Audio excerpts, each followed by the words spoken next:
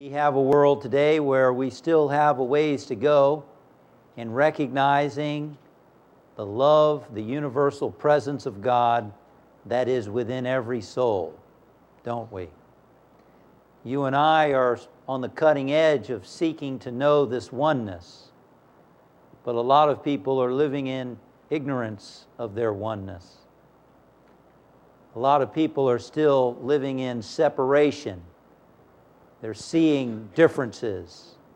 They're seeing diversity, and they're getting lost in the delusion of diversity. It's important to remember that diversity is the spice of life, is it not? Look around, we have diversity in our congregation. We have great diversity. Not only in the different colors of clothing, but the different colors of our skins, the different male and female. We have such a great diversity here, and I love that about the Unity Center of the city, don't you? Yeah. The great diversity that we have.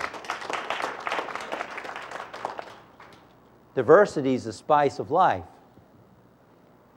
God made diversity. God made diversity in the natural world. We see not only dogs and cats, we see mice and rats.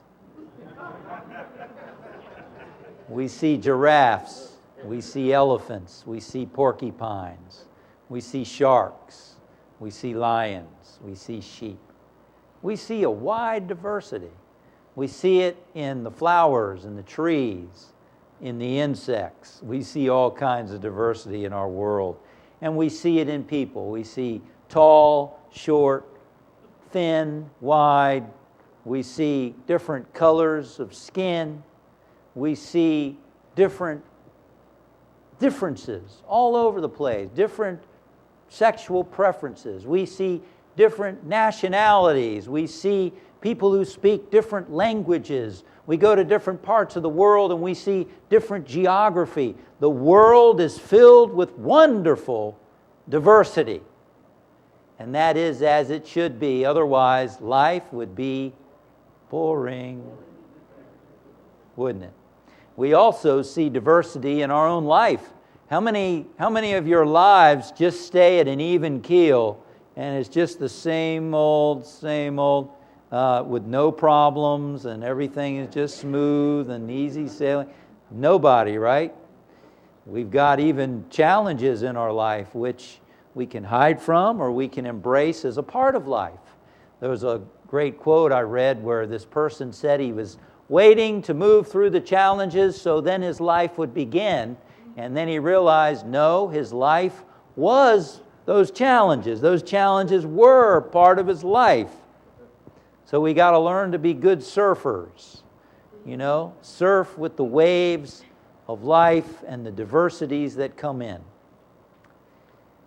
One sage taught to see the unity in the diversity, and that's where we may fail at times.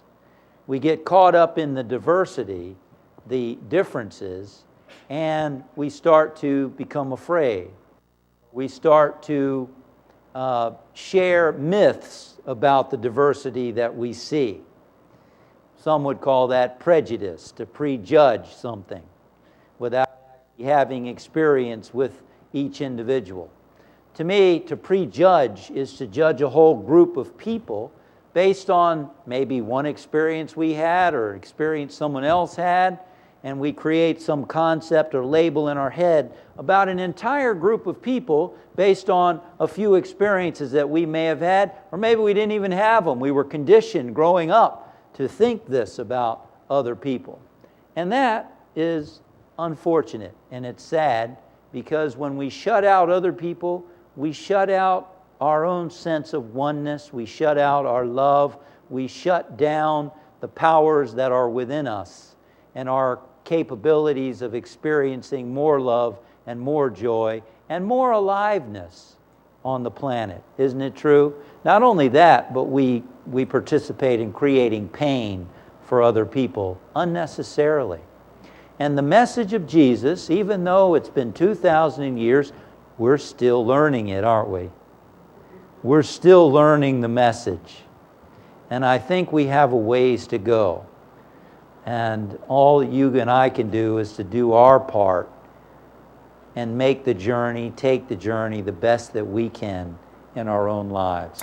To be real and sincere with ourselves and try to see where we are stuck and where we are living in delusion and blame, so that we can choose to think differently, choose to awaken to our oneness.